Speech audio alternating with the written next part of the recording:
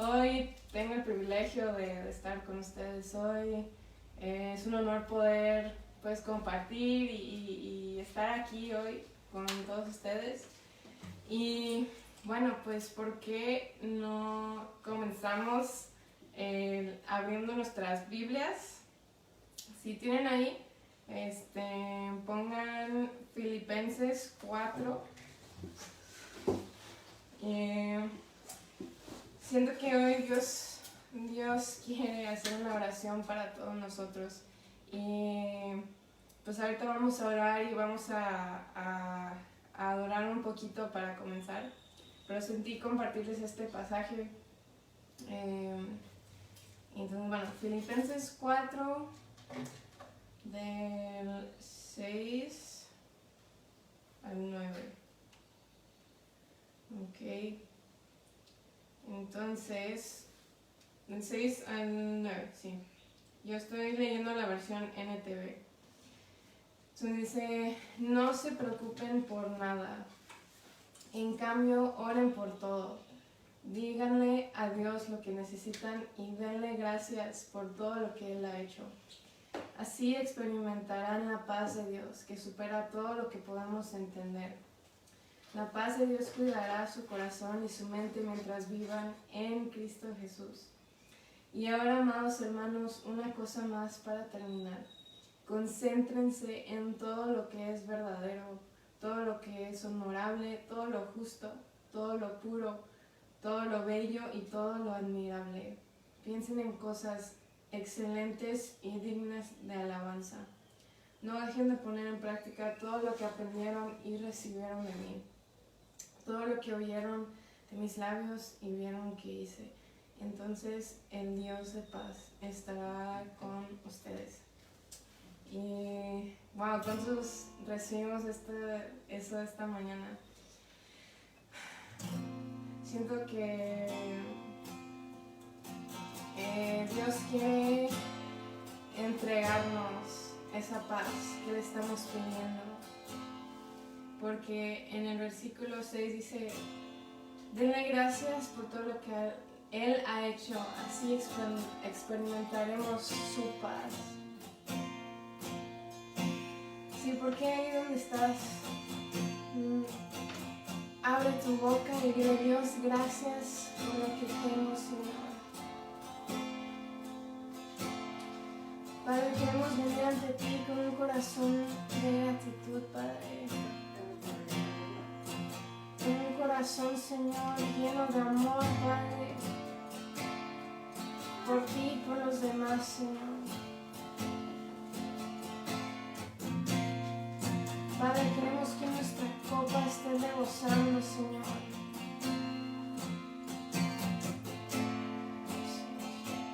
Ahí donde estás, apaga toda distracción que esté junto a ti.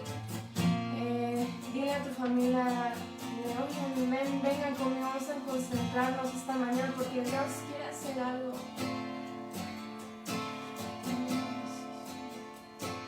Si Dios quiere que te concentres en lo que Él quiere darte hoy.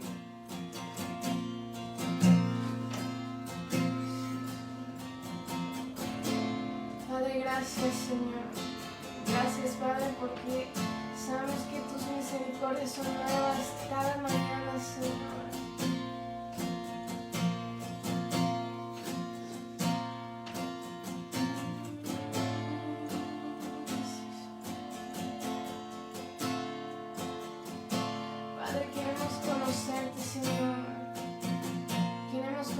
Todo lo que es verdadero, Señor, todo lo honorable, todo lo justo, Señor,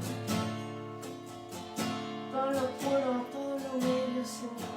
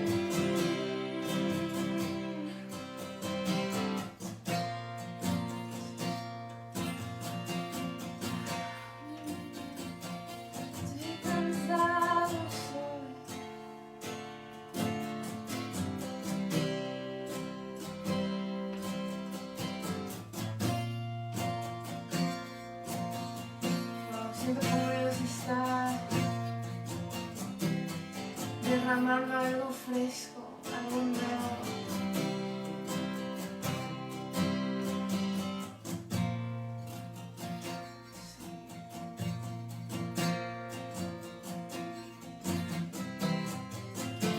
Hay una nueva fragancia que se está derramando hoy a sus pies.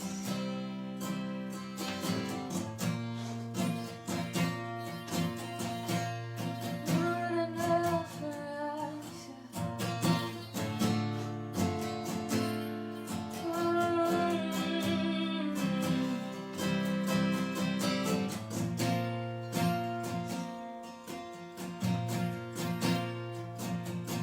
Sí, porque dice Dios, yo vine a restaurar los huesos secos.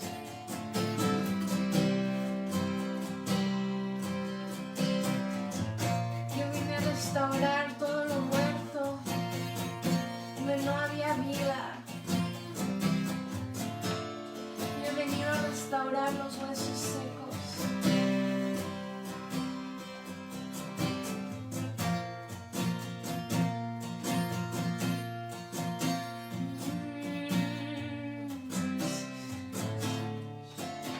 Se deja que tu copa rebose hoy esta mañana.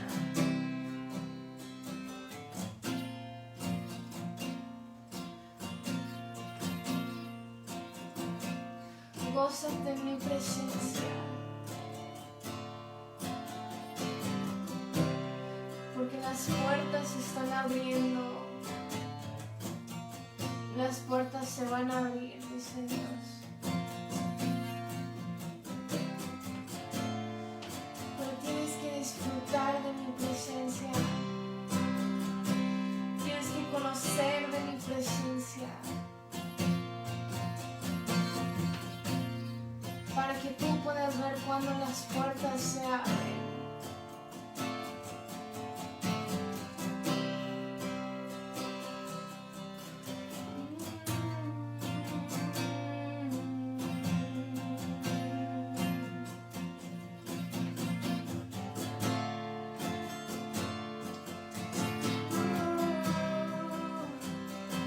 Sí, sí. Ven, Señor, derrama tu presencia sobre nosotros, Padre. Queremos realmente habitar, Señor. Habitar dentro de ti, Señor, dentro de tu voluntad, dentro de tus brazos, Señor.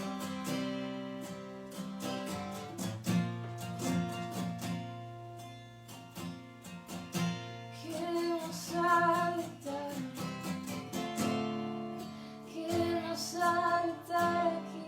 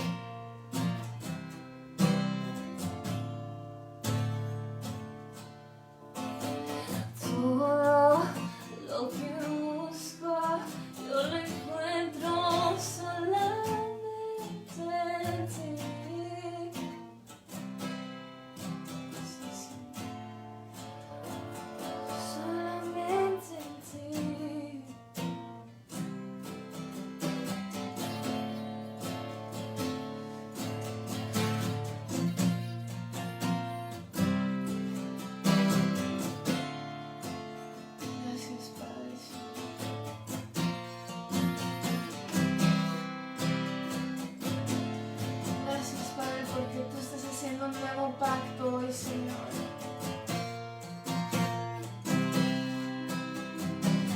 Sí, Señor, porque tú conoces los deseos de nuestros corazones, Padre. Tú conoces, Señor, lo que hay dentro de cada uno de nosotros, Padre. Tú me conoces mejor, Señor, que cualquier persona, Padre.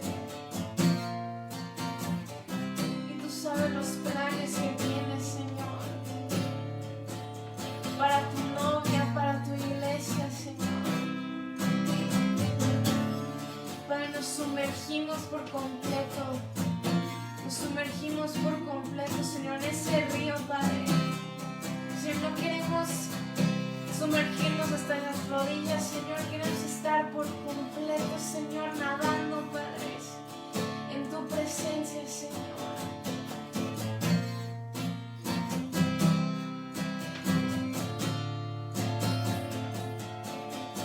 Señor, ven y canta sobre nosotros esta mañana, Padre, porque hay un nuevo pacto que se está estableciendo.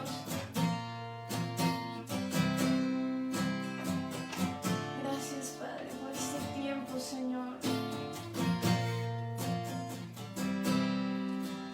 Gracias, Padre. Señor, nosotros queremos recibir de ti, Señor. Abre todos nuestros corazones, Señor, nuestras mentes, nuestros oídos, nuestros ojos espirituales, Padre. Queremos estar sumergidos en tu río, Señor.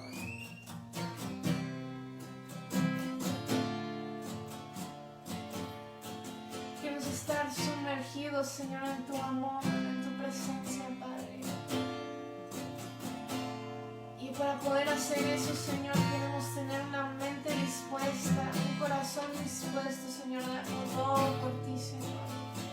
Así que te pido, Padre, que tú abras, Señor, nuestra mente, Señor.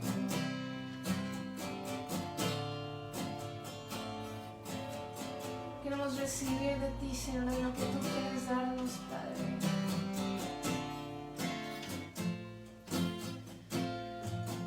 Gracias, Señor, gracias por este tiempo, Padre.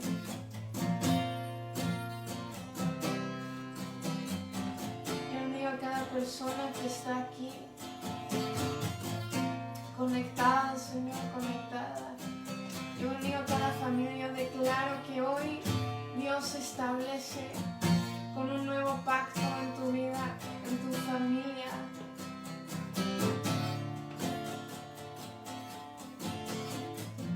Declaro que un nuevo comienzo está llegando a tu casa.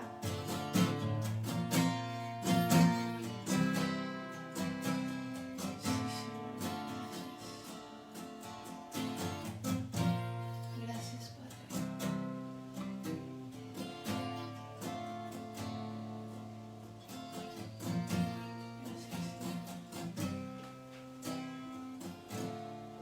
Sí, Señor, te damos gracias, Padre, esta mañana, Señor.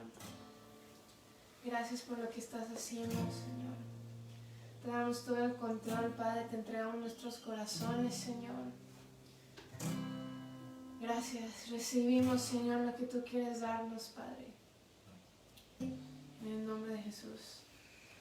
Amén, amén. Amén. Wow, ¿cuántos recibieron hoy?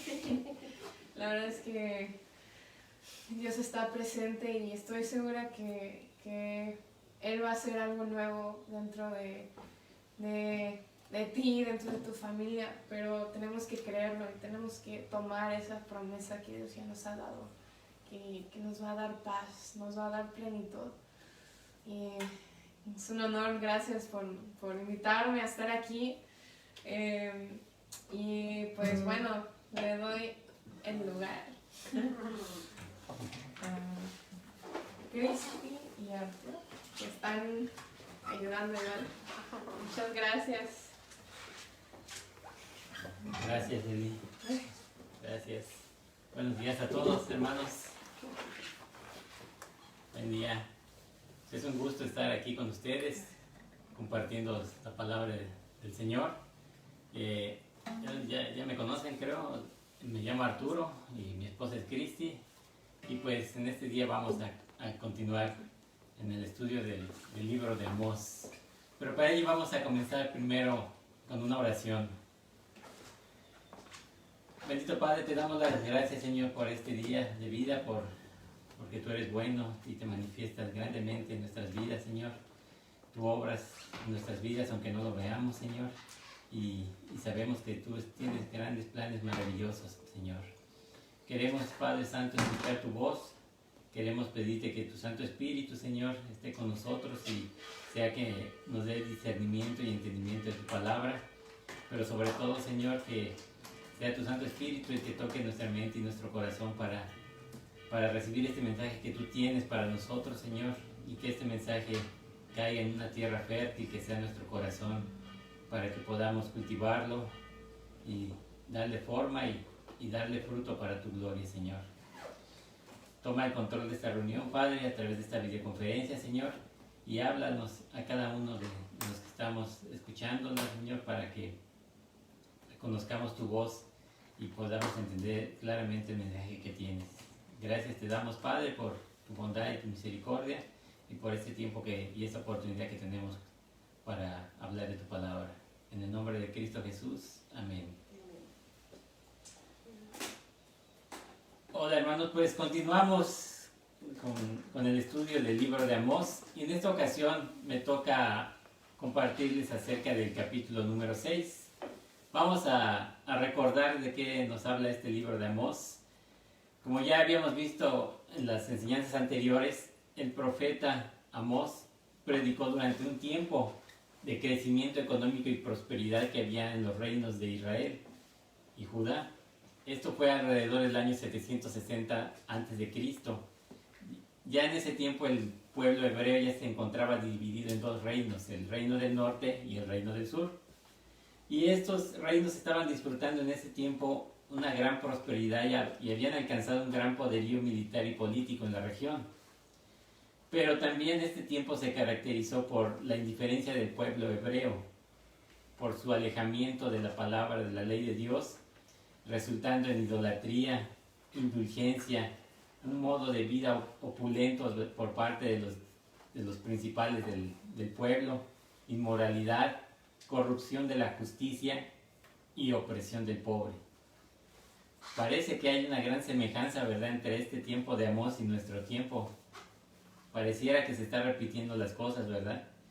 Y yo cuando oímos la palabra pobres, pues debemos de pensar en la actualidad que nos estamos refiriendo a aquellas personas que viven en la calle, aquellas personas que viven en pobreza extrema, los migrantes que andan recorriendo caminos que no conocen, buscando un lugar mejor para vivir, los padres y las madres que tienen hijos y que viven solos, algunos hasta inclusive no tienen trabajo, no tienen medios para sostener a su familia, los ancianos, las personas con discapacidad y otros grupos vulnerables, todos ellos son débiles en esta sociedad actual y son aquellos quienes merecen o requieren del apoyo y de la ayuda de todos nosotros. Y también podemos ver situaciones similares en la actualidad, porque tal como mencioné anteriormente, en la actualidad también existe ese gran contraste entre la opulencia en que viven algunas personas de esta sociedad contra la gran pobreza de la gran mayoría del pueblo. La idolatría también persiste en la actualidad, la inmoralidad, y hablando de nuestro país, pues también tenemos o vivimos esa corrupción de la justicia y de la vida política del país. Amós predicó acerca del sentir de Dios cuando el rico y el poderoso explotan al pobre y al indefenso, y con autoridad habla apasionadamente sobre la preocupación que tiene Dios por los débiles y en general por los pobres. Bueno, cuando hable acerca de los pobres me refiero a todos estos grupos de personas que mencioné anteriormente, insistiéndole al pueblo a que regrese al Señor, que volteen su mirada a Dios y que reflejen que son hijos de Dios por medio de la justicia y la rectitud en la sociedad y la misericordia y el amor de cada una de las personas hacia los indefensos. Ahora en este día vamos a hablar del capítulo número 6. Ya en los capítulos previos Amós estuvo hablando sobre estos problemas que vivía el pueblo hebreo en esos tiempos, debido principalmente a que la riqueza y la prosperidad hizo que la gente se alejara mucho de Dios y que muchas personas se permitieran por buscar esa riqueza y esas comodidades. En este capítulo 6 vamos a ver lo que anunció Amós acerca del veredicto de Dios para el pueblo hebreo por su conducta, es decir, el juicio de Dios al pueblo hebreo y la sentencia correspondiente. Es un capítulo fuerte porque nos habla del juicio de Dios hacia el pueblo hebreo en ese tiempo. Y para ello es importante que entendamos que la palabra juicio pues proviene del verbo juzgar, y juzgar, de acuerdo al diccionario español de la Real Academia Española, juzgar significa determinar si el comportamiento de alguien es contrario a la ley, y si es así, sentenciar lo procedente, o sea, dictar una sentencia, un castigo. Por lo tanto, el juicio de Dios significa que el Señor, con base en el comportamiento del pueblo, determina si es contrario a su ley, y si es así, emite una sentencia al respecto. Y la justicia es un atributo de Dios. Tenemos un Dios justo, y por tanto Él también desea que nosotros seamos justos, rectos e íntegros, y que la justicia sea impartida entre nosotros. Y esto lo podemos ver desde el Antiguo Testamento, desde el Pentateuco, en el libro de Deuteronomio, en el capítulo 16, versículos 18 al 20, en donde el Señor dicta unas pautas para establecer la justicia dentro del pueblo, y dice así: jueces y oficiales pondrás en todas tus ciudades que Jehová tu Dios te dará en tus tribus, las cuales juzgarán al pueblo con justo juicio. No tuerzas el derecho, no hagas acepción de personas, no tomes soborno, porque el soborno ciega los ojos de los sabios y pervierte las palabras de los justos. La justicia seguirás, para que vivas y heredes la tierra que Jehová tu Dios te da. Entonces claramente podemos ver cómo Dios está instruyendo al pueblo hebreo a que establezcan el mecanismo para hacer la justicia, y les da claramente unas advertencias, ¿no? De que en la justicia no debe de haber acepción de personas, no debe de haber sobornos, y pues no se debe de torcer el derecho, o sea, no debes de torcer las leyes a tu conveniencia o modificarlas a tu conveniencia. Todo eso el Señor está recomendando que se haga para que la justicia sea verdadera y el pueblo de Jehová pueda recibir la tierra prometida. Y a nivel personal, ya a nivel de cada uno de nosotros, debemos recordar también lo que nos dice la palabra en Gálatas 6:7. ¿Sí? Nos dice claramente la palabra que no os engañéis, Dios no puede ser burlado, pues todo lo que el hombre sembrare, esto también segará. ¿Qué me dice esto? Que todo lo que yo siembre va a llegar su tiempo y cosecharé. Si siembro cosas buenas, cosecharé cosas buenas. Si siembro cosas malas, cosecharé cosas malas. Pero a veces cuando hablamos del juicio de Dios, pues imaginamos cosas que tal vez puede darte temor o miedo, pero debemos de reconocer que el juicio de Dios es parte de la disciplina que el Señor tiene hacia su pueblo, ¿sí? Hacia sus hijos. Y para ello vamos a recordar lo que nos dice Hebreos 12. ¿Sí? Hebreos 12, del versículo 5 hasta el versículo 11.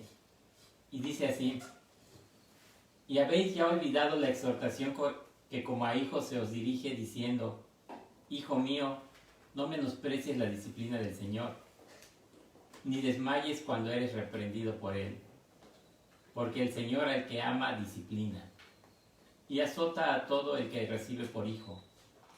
Si soportáis la disciplina, Dios os trata como a hijos. porque ¿qué hijo es aquel a quien el padre no disciplina? Pero si se os deja sin disciplina, de la cual todos han sido participantes, entonces sois bastardos y no hijos. Por otra parte, tuvimos a nuestros padres terrenales que nos disciplinaron y los venerábamos. ¿Por qué no obedeceremos mucho mejor al Padre de los Espíritus y viviremos? Y aquellos ciertamente por pocos días nos disciplinaban como a ellos les parecía, pero para lo que nos es provechoso, para que participemos de su santidad. Es verdad que ninguna disciplina al presente parece ser causa de gozo, sino de tristeza, pero después da fruto apacible de justicia a los que en ella han sido ejercitados. Entonces aquí la palabra de Dios nos habla claramente varios puntos importantes acerca de la disciplina. Y claramente podemos observar que Dios disciplina a quien recibe como hijo. Y esto lo entendemos mejor quienes somos padres o madres. Sabemos que por el bien de nuestros hijos debemos disciplinarlos cuando estén fallando, cuando estén errando el camino. ¿Y por qué los vamos a disciplinar? Pues por la simple razón de que porque los amamos. Y porque los amamos nos preocupa su bienestar. ¿Sí? Nos preocupa qué es lo que va a hacer de ellos cuando crezcan. Y también nosotros como padres entendemos que este proceso de disciplina es difícil, tanto para nosotros los padres como para nuestros hijos. Ya lo sé, a ninguno de nosotros, padre o madre, nos gusta implantar disciplina. ¿Sí? Y esto lo podemos ver inclusive en algunas ocasiones en los hogares, que sucede que solamente uno de los padres es el que impone la disciplina y el otro no. Y a ese padre que impone la disciplina pues lo ven como el malo, y a quien no le impone lo ven como el bueno. Y pues es una visión equivocada, porque el que impone la disciplina lo hace por amor hacia sus hijos, y quien no impone la disciplina lo hace para evitarse problemas, para evitarse enojos, para evitarse dificultades con sus hijos. ¿Sí? Entonces, esa disciplina, pues definitivamente el momento de que se imparte no es agradable ni para ti como padre ni para tu hijo. Pero una vez que esta disciplina ha obrado en la vida de tu hijo, se cosechan frutos que lo van a beneficiar para toda su vida. Definitivamente yo también fui niño y tampoco me gustaba que me disciplinaran cuando me portaba mal. Pero pues ahora entiendo que eso fue lo correcto. Pero también nos dice la palabra que aquel hijo que no es disciplinado cuando comete un pecado, los padres no le están demostrando amor porque evitan imponerle la disciplina. Y la evitan por egoísmo, porque evitan ellos tener esos problemas, dificultades, enojos. Y el muchacho seguirá errando el camino y enfrentará cada vez mayores consecuencias en el futuro si no se le impone esa disciplina. Por tanto, si Dios nos toma como sus hijos, es una gran bendición y debemos de reconocer que Él es el mejor padre que puede existir, mejor que cualquier padre terrenal. Dios es el Padre perfecto, entonces debo de reconocer claramente que su disciplina es por amor hacia mí y es perfecta. Es importante también resaltar que Dios como Padre nos disciplina como hijos de una manera progresiva. ¿A qué me refiero con esto? Pues como lo haríamos nosotros como nuestros hijos, primero le damos una advertencia al hijo. No hagas esto porque te puede suceder esto. Ya si el hijo reincide y cae en un pecado, pues viene una disciplina. Y así sucesivamente. El hijo vuelve a reincidir y hay otra disciplina. Cada vez la disciplina va a ser más severa, definitivamente. Asimismo, Dios lo hace con cada uno de nosotros y también lo hace con las naciones, y lo hizo con su pueblo, con el pueblo hebreo. ¿Sí? Y en el caso del pueblo hebreo, pues esa disciplina se manifestaba por medio de las plagas, de las malas cosechas, de las sequías e inclusive de las guerras. todo ello formaba parte de la disciplina de Dios hacia su pueblo. Por tanto, ahora podemos comprender que el juicio de Dios es parte de esa disciplina que Dios tiene hacia su pueblo. Y no es por un castigo porque sean malos, sino es por amor, para que comprendan que están errando el camino y sean capaces de cambiar el rumbo, de cambiar, de dar la vuelta, de arrepentirse de eso y cambiar para seguir lo bueno, dejar de hacer lo malo. Bueno, ya con esta introducción del libro de Amós, pues vamos a pasar de lleno a ver cuál fue esa sentencia que Dios dictó al pueblo hebreo en el capítulo 6. Y vamos a leer los primeros 3 versículos. Amós capítulo 6, versículos 1 al 3, dice: Ay de los reposados en Sión y de los confiados en el monte de Samaria, los notables y principales entre las naciones, a los cuales acude la casa de Israel. Pasad a Calne y mirad, y de allí a la gran Hamat, descended luego a Gat de los filisteos. Ved si son aquellos reinos mejores que estos reinos, si su extensión es mayor que la vuestra, oh vosotros que dilatáis el día malo y acercáis la silla de iniquidad. Pues aquí ya comienza Amós hablando de cuál es ese veredicto. Y como todo veredicto de la justicia, primero se mencionan cuáles fueron los delitos, o sea, cuáles son las causas que que propician esa sentencia. Y entonces en los primeros versículos Amós comienza a detallar cuáles fueron esas causas, esos pecados, esos delitos que cometió el pueblo, los cuales van a meritar esta sentencia. Y claramente podemos ver cómo Amós empieza a predicar tanto al reino del norte como al reino del sur, porque aquí nos menciona a los reposados en Sión. Sión hace referencia a Jerusalén, o sea, está hablando a los reposados, a los principales de Jerusalén, que son los del reino del sur, y a los confiados en el monte de Samaria, que significa los principales del reino del norte, que vivían en Samaria, que era la capital del reino del norte. Y aunque Amós principalmente predicó en el reino del norte, su mensaje era enfocado a los dos reinos. Sin embargo, principalmente lo hizo en el reino del norte, en la región de Samaria. Y aquí se señala este mensaje que va dirigido principalmente a los notables y principales de esas dos naciones, de esos dos reinos, refiriéndose a ellos por medio de una frase que es principales entre las naciones.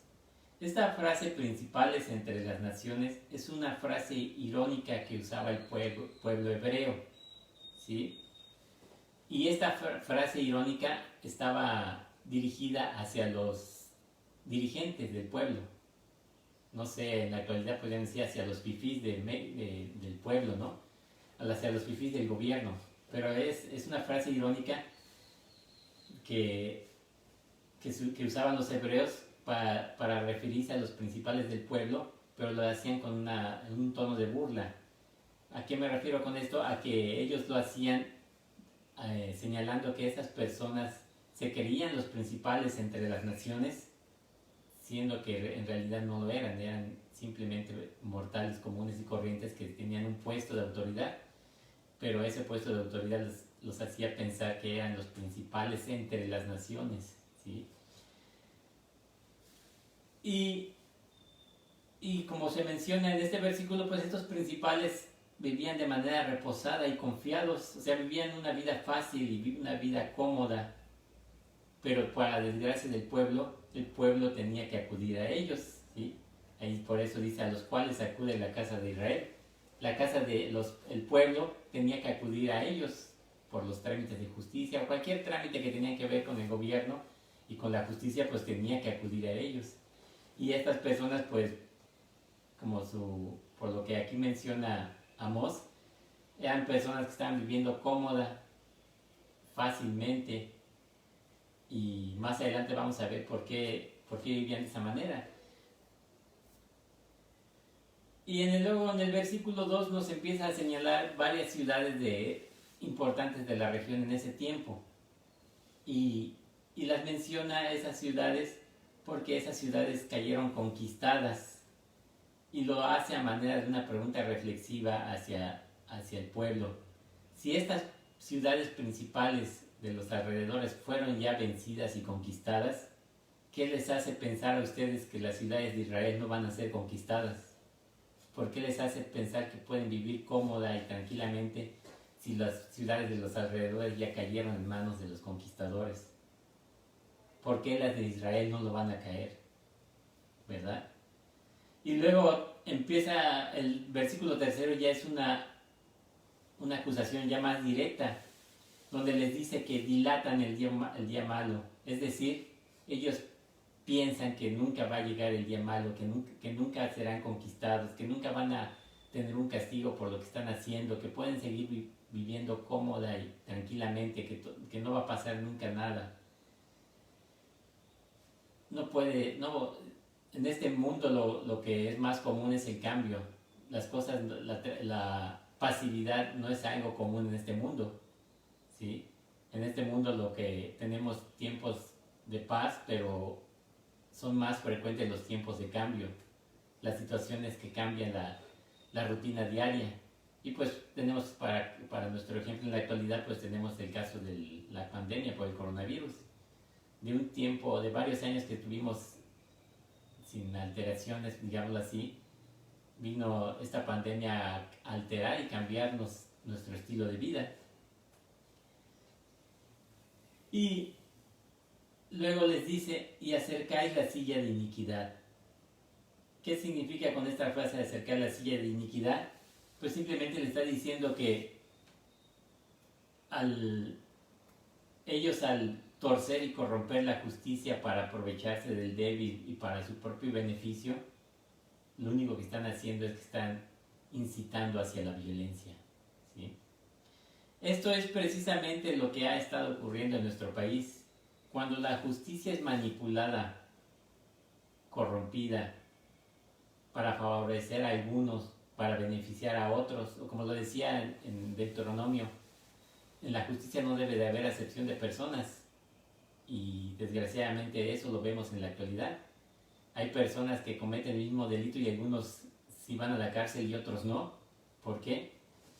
Ahí está pasando algo extraño, ¿no? Cuando la justicia es pervertida, es alterada, corrompida, lo único que se está ocasionando es que se está generando un estado de violencia general. Y eso es desgraciadamente lo que ha pasado en nuestro país, en México. Por muchos años la justicia fue alterada, ¿sí? Hubo muchos años de corrupción de las autoridades judiciales. Al referirme a las autoridades judiciales me refiero a los policías, a los jueces, así como mucha impunidad, abusos y lo que estamos viendo de violencia actualmente es consecuencia de todo ello. Consecuencia de que la justicia fue corrompida, fue todo menos justicia, ¿no? Una violencia generada de manera general, y a todo lo largo y ancho del país por grupos criminales, ¿sí? Que al ver que pueden torcer la justicia, pues hacen lo que quieren, sabiendo que pueden salirse con las suyas. Y por tanto, pues ya la justicia actual pues ya no puede pararlos, ¿sí? Ya se le ha salido al país de control, al gobierno, se le ha salido el control de la justicia y por tanto ya no puede detener tan fácilmente tanta injusticia y tanta violencia, ¿sí? Es por ello que esta situación que estamos viviendo pues va a costar mucho trabajo al gobierno detenerla, pararla. Sin embargo, como vamos a ver más adelante, la justicia comienza en cada uno de nosotros. Continuemos con nuestro estudio de los siguientes versículos y vamos ahora a analizar los versículos 4, 5 y 6, donde continuamos con esa declaración de delitos que ha cometido el pueblo. Dice Amós capítulo 6, versículos 4 al 6.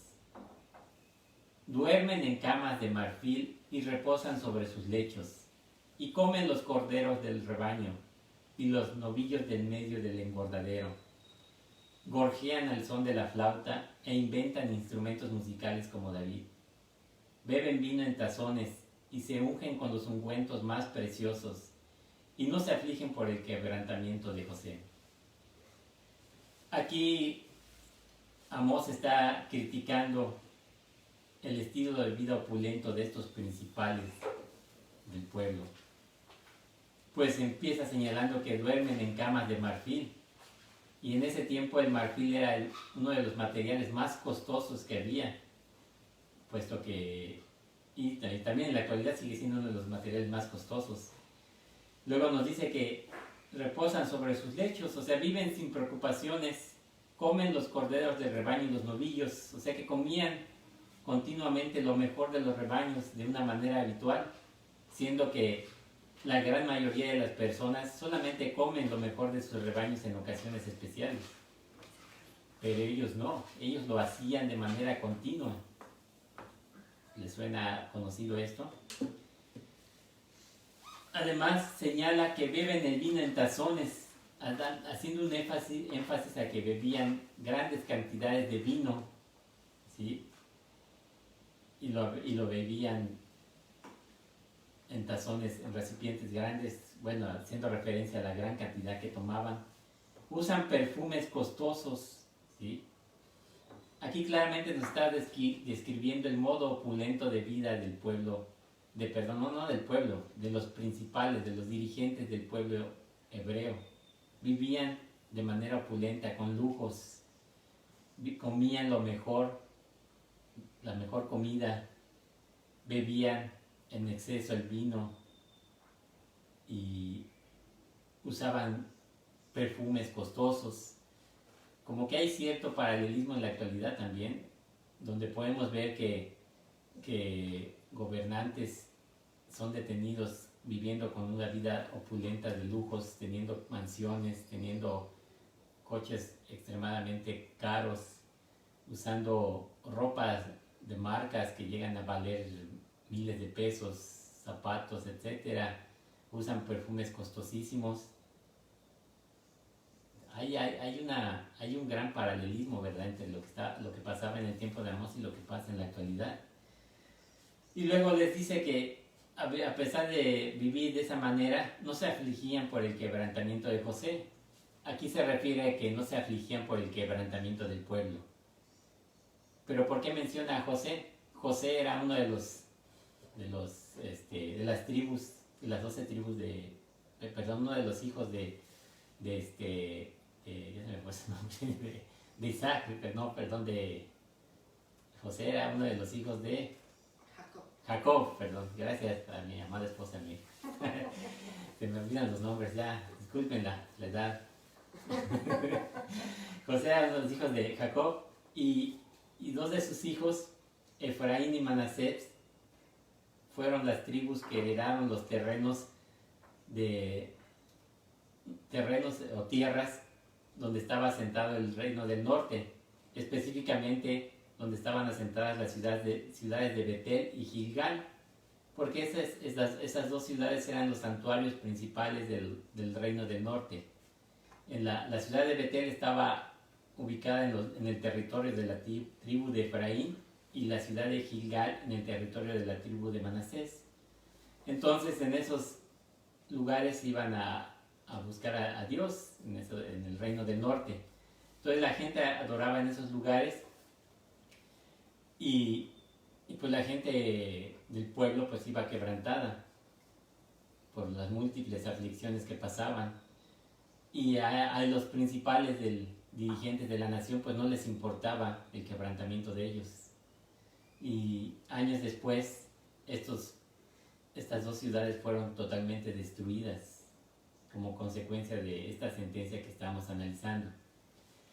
Pero es importante que veamos a continuación que Dios ya le había dicho a Moisés, ya le había advertido a Moisés que no se alejaran de él cuando la situación fuera próspera. Y no es una advertencia solo para el pueblo hebreo, sino es una advertencia para todos nosotros. Y la podemos encontrar en Deuteronomio 8, versículos 11 al 20. ¿Sí? Deuteronomio 8, versículos 11 al 20. Dice: Cuídate de no olvidarte de Jehová tu Dios para cumplir sus mandamientos, sus decretos y sus estatutos que yo te ordeno hoy. No suceda que comas y te sacíes y edifiques buenas casas en que habites, y tus vacas y tus ovejas se aumenten, y la plata y el oro se multipliquen, y todo lo que tuvieres se aumente, y se enorgullezca tu corazón, y te olvides de Jehová tu Dios, que te sacó de tierra de Egipto de casa de servidumbre, que te hizo caminar por un desierto grande y espantoso, lleno de serpientes ardientes y de escorpiones y de sed, donde no había agua, y él te sacó agua de la roca del pedernal, que te sustentó con maná en el desierto, comida que tus padres no habían conocido, afligiéndote y probándote, para la postre hacerte bien. Y digas en tu corazón: mi poder y la fuerza de mi mano me han traído esta riqueza. Sino acuérdate de Jehová tu Dios, porque Él te da el poder para hacer las riquezas, a fin de confirmar su pacto que juró a tus padres como en este día. Mas si llegares a olvidarte de Jehová tu Dios, y anduvieres en pos de dioses ajenos, y les sirvieres y a ellos te inclinares, yo lo afirmo hoy contra vosotros que de cierto pereceréis. Como las naciones que Jehová destruirá delante de vosotros, así pereceréis por cuanto no habéis atendido la voz de Jehová vuestro Dios. Entonces aquí vemos claramente una fuerte advertencia para todos nosotros como hijos de Dios, ¿sí? Una fuerte advertencia de que la prosperidad, las riquezas, nos pueden hacer extraviarnos del buen camino, alejarnos de Dios y pensar que esas riquezas son por nuestro trabajo, por nuestra inteligencia o porque nos la merecemos. Debemos de ser capaces de reconocer que debemos de permanecer a Dios porque le amamos, por amor y agradecimiento por su gracia y misericordia que se ha manifestado de muchas maneras en nuestras vidas. Independientemente de la situación en que te encuentres, sea de prosperidad o de escasez, no te apartes del Señor. Esa puede ser la peor decisión que puedas tomar. Antiguamente y también en la actualidad, algunas personas creen que la prosperidad es una bendición de Dios como consecuencia de que la persona está caminando y agradando al Señor, ¿sí? Pero no necesariamente es así. Y aquí se está demostrando con el libro de Amós de que el pueblo estaba teniendo prosperidad, pero no era porque estuviera pegado a Dios. Al contrario, esa prosperidad hizo que se alejaran del Señor. Tampoco seamos insensatos como para pensar que la prosperidad es una recompensa por nuestros esfuerzos o por nuestra inteligencia o algo que nos merecemos. Dios, como mencionó los versículos que leímos, Dios es el que te da la prosperidad, Dios es el que te da el poder para hacer las riquezas. Pero si Dios te da el poder para hacer las riquezas es porque tiene un propósito. Y ese propósito no es para que tú las disfrutes en lujos o en vidas opulentas. Cabe destacar la advertencia que hace Moisés en el versículo 19, donde dice: si llegares a olvidarte de Jehová tu Dios y anduvieres en pos de dioses ajenos, les sirvieres y a ellos te inclinares, de cierto pereceréis.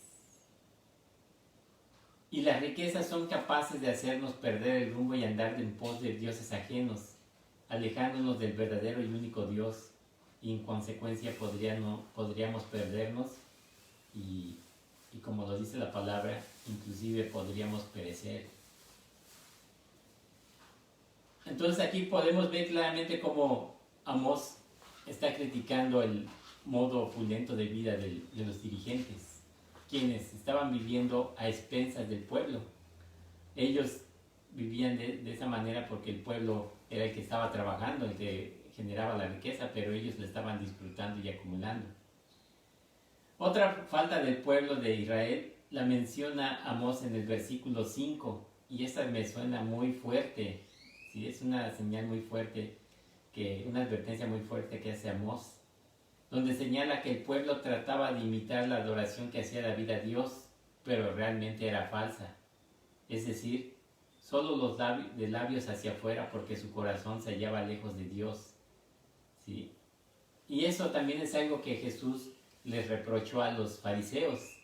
En Marcos 7, versículo 6, Jesús les dijo: hipócritas, bien profetizó de vosotros Isaías, como está escrito: este pueblo de labios me honra, mas su corazón está lejos de mí. Y pues con dolor podemos ver que esto también sucede en la actualidad. ¿Y por qué digo que sucede en la actualidad? Porque desgraciadamente lo podemos ver en las iglesias. En las iglesias a veces podemos ver que las personas están adorando de una manera que parece real. Sin embargo, solamente se acuerdan de Dios el domingo, el día que van a la iglesia, y el resto de los días de la semana ni se acuerdan de Dios en nada. Eso me da a entender que esa adoración realmente es falsa, no está siendo sincera. Entonces, en eso también estaba fallando el pueblo. Quería simular que tenían adoración hacia Dios, pero su adoración era falsa. Querían imitar la adoración sincera y real que David tuvo hacia Dios, pero su adoración era falsa, era fingida. Y continuemos con el versículo 7 y 8 de Amós capítulo 6, donde nos dice: por tanto, ahora irán a la cabeza de los que van a cautividad, y se acercará el duelo de los que se entregan a los placeres. Jehová el Señor juró por sí mismo, Jehová Dios de los ejércitos ha dicho: abomino la grandeza de Jacob y aborrezco sus palacios, y entregaré al enemigo la ciudad y cuanto hay en ella.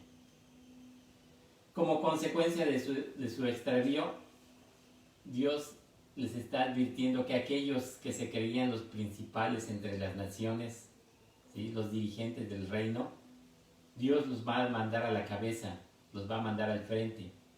Sí, los va a mandar al frente del pueblo, pero los va a mandar al frente de la cautividad.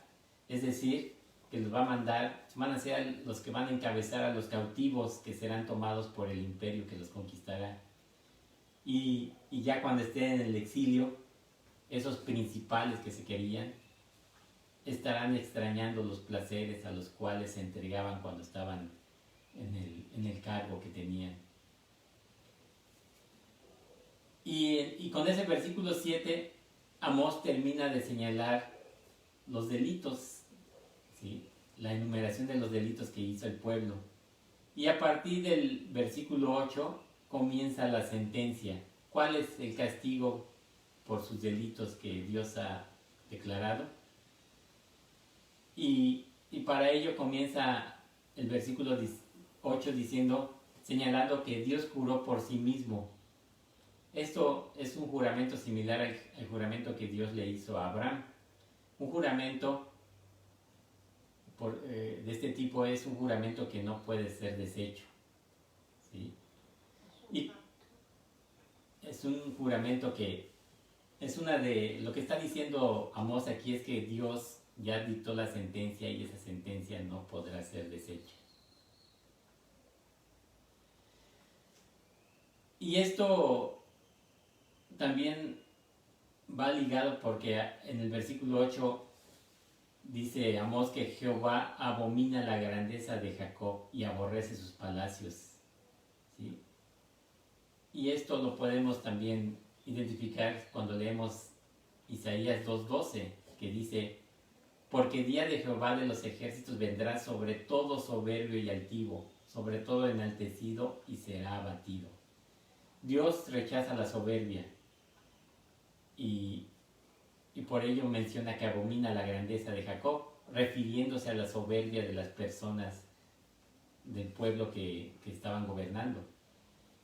Esa soberbia que se manifestaba por los palacios enormes que tenían, donde vivían opulentamente.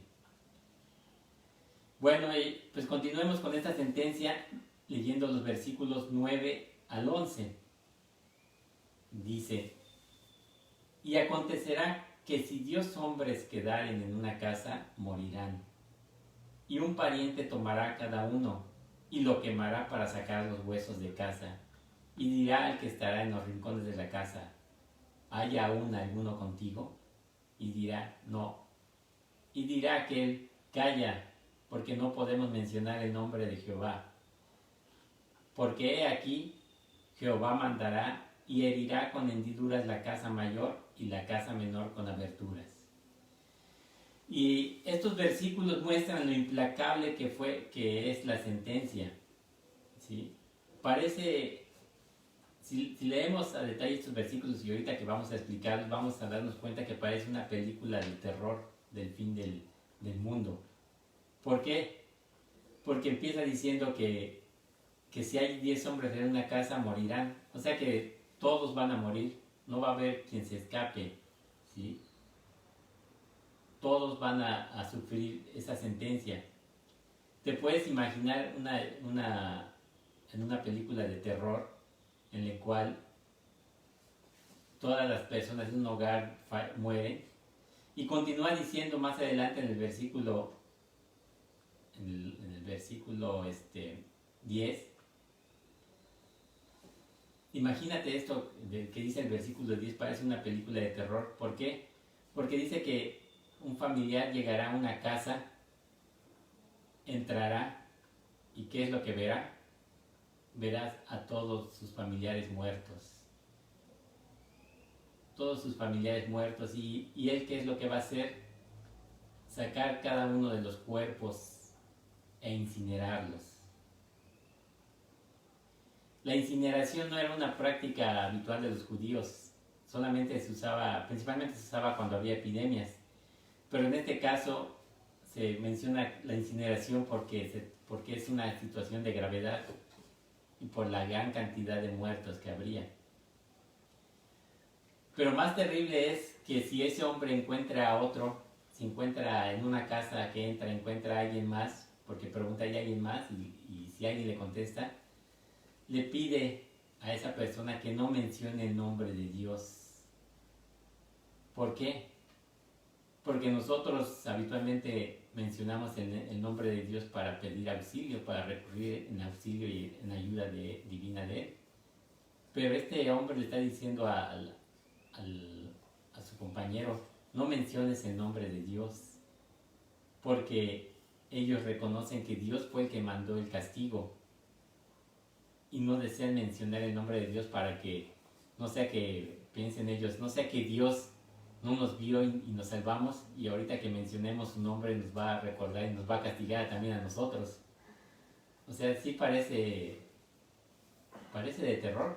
O sea, tienen un temor tremendo a Dios y deciden no mencionar su nombre para no ser castigados ellos también. Porque piensan, si menciono el nombre de Dios, tal vez Dios les llama al verdugo que hizo toda esta muerte y también me va a tocar a mí. Y luego en el último versículo, en el 11 que vimos, menciona que esta sentencia es para todo el pueblo, tanto los ricos que viven en las casas mayores, como los pobres que viven en las casas menores, tanto para las familias poderosas como para las familias pobres, ¿sí? No importa la condición económica, todos van a sufrir esta sentencia.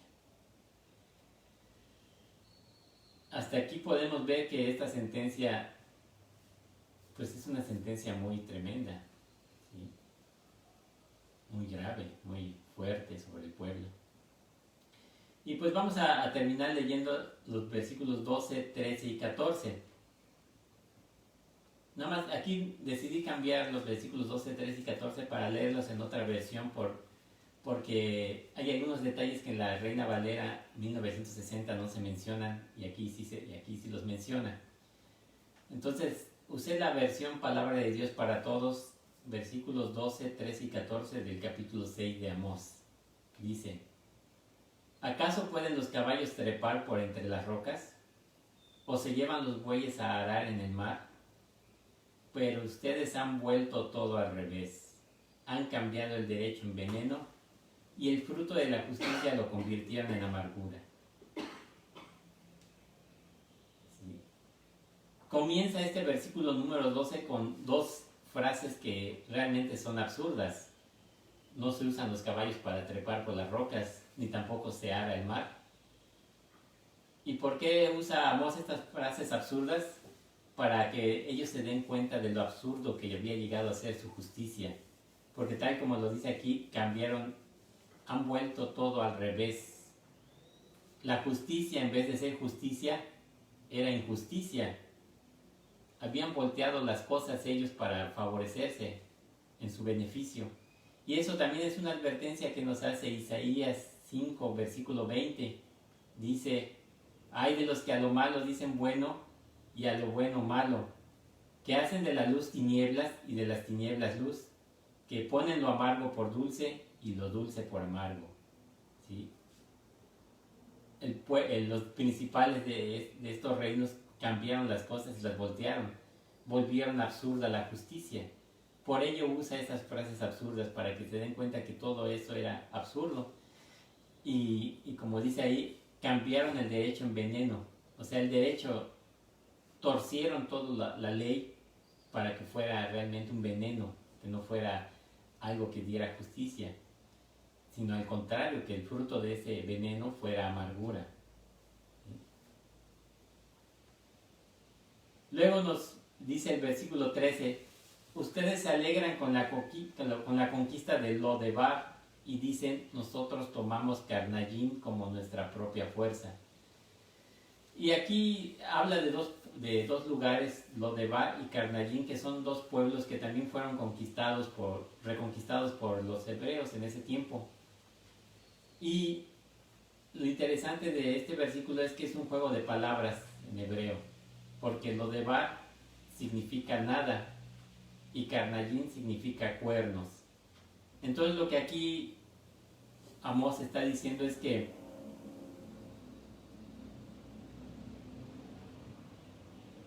lo que le está diciendo Amós al pueblo es que se regocijan por la conquista de nada y se jactan de haber tomado los cuernos. Al decir jactarse de haber tomado los cuernos, significa que se jactan de haber alcanzado el poder máximo, de ser las naciones poderosas. Pero ellos creen que fue por su propia fortaleza. Sin embargo, sus conquistas no les suman nada y su fortaleza se esfumará cuando venga el juicio de Dios. Para terminar, el versículo 14 nos dice: pueblo de Israel, escucha con atención. Yo pondré a una nación en contra de ustedes y les causará sufrimientos por todo el país, desde el Lebo Hamat hasta el arroyo de Arabá. Es lo que dice el Señor Dios Todopoderoso. Entonces, para terminar, pues engloba toda la sentencia en este último versículo, donde claramente señala que Dios va a poner una nación en contra de Israel y esta nación les va a causar sufrimientos por todo el país, desde el Lebo Hamat hasta el arroyo de Arabá, que son los límites desde la parte norte del reino hasta la parte sur del reino de Israel. Toda la extensión del reino va a sufrir las consecuencias.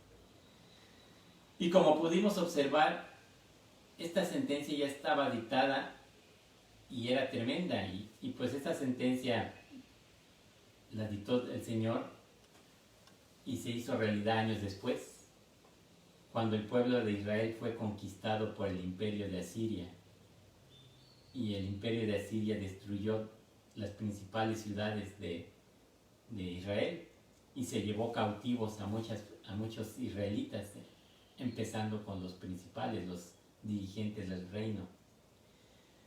Sin embargo, en el libro de Amós, Dios es bueno y les manda advertencias, les dice: si ustedes se arrepienten y cambian su manera de vivir, tendré misericordia de ellos, de ustedes.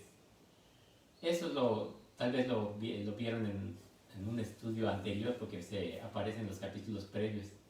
Sin embargo, el pueblo de Israel no cambió, no se arrepintió, y enfrentaron esta sentencia que Amós les anunció en el capítulo 6. Y desgraciadamente pues pagaron las consecuencias de sus delitos. Y esto también aplica para ti, hermano y hermana. Todo lo que hagamos será juzgado por el Señor. No es para asustarte o para que tengas temor, porque te tengo una buena noticia. Como vimos, Dios es justo y Dios se deleita en la justicia, pero también tenemos un Dios de misericordia. Tenemos un Dios de misericordia y un Dios de amor. Un Dios de misericordia y amor. Y para ello voy a leerles Efesios 2, versículos 4 al 9.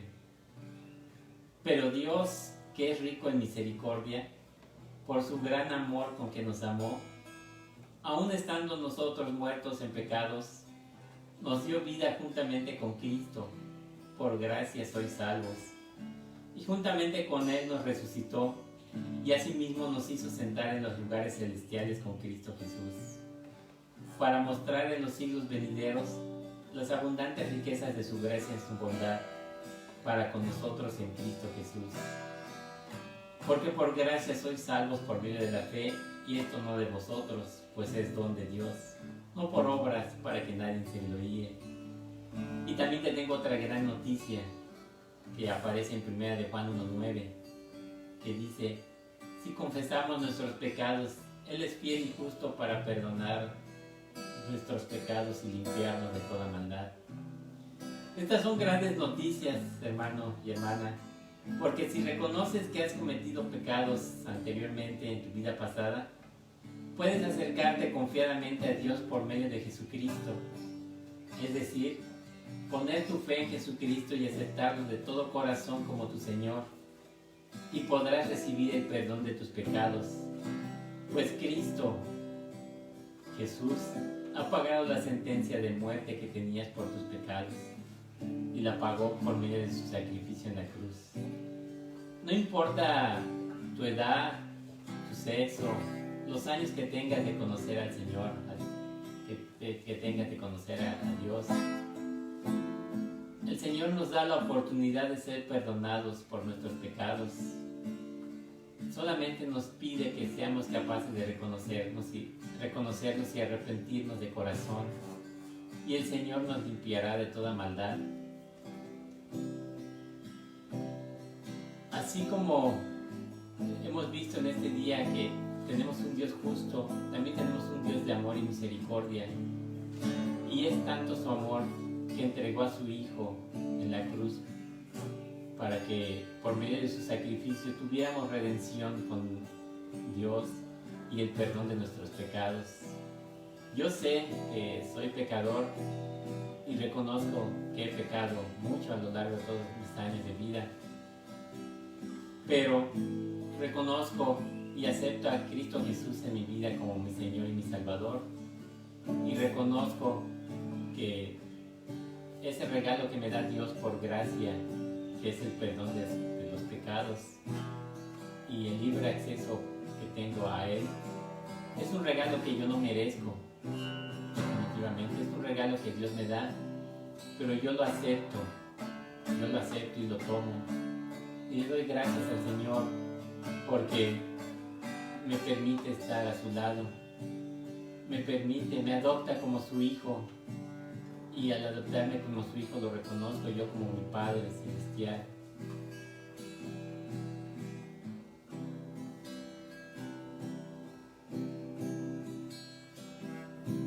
Por ello,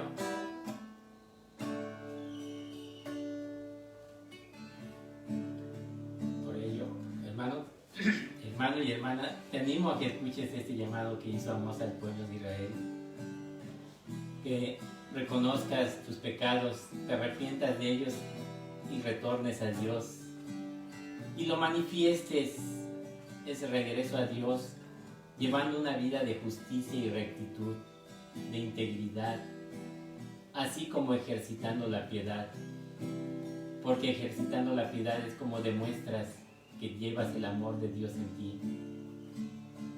¿Y cómo ejercitas la piedad? Pues simplemente amando a tu prójimo, poniéndote a cuentas con quien tengas dificultades, ayudando al que esté en necesidad. Ponte atento para escuchar la voz de Dios y ve a tu alrededor, porque en todos lados hay personas necesitadas. En todos lados hay personas que necesitan ver a Dios. Y tú puedes ser un medio por el cual el amor y la misericordia de Dios se traslade a sus vidas. Porque así como de gracia hemos recibido, debemos dar de gracia hacia los demás. Te animo, hermano, a que retornes al Señor si te has alejado de Él. Si no le conoces, te invito a que tomes ese reto de conocerle al Señor, conocer a Jesús, aceptarlo en tu vida como tu Señor, y Él te guiará y te mostrará la rectitud y la justicia que Él ama. Porque comenzando nosotros a implantar esa justicia y esa rectitud en todo lo que hagamos, es como se va a restablecer la justicia y la rectitud en todo el país. Comienza con cada uno de nosotros siguiendo ese ejemplo de rectitud y de justicia del Señor, así como ejercitando la piedad para darle a conocer el amor de Dios hacia las demás personas.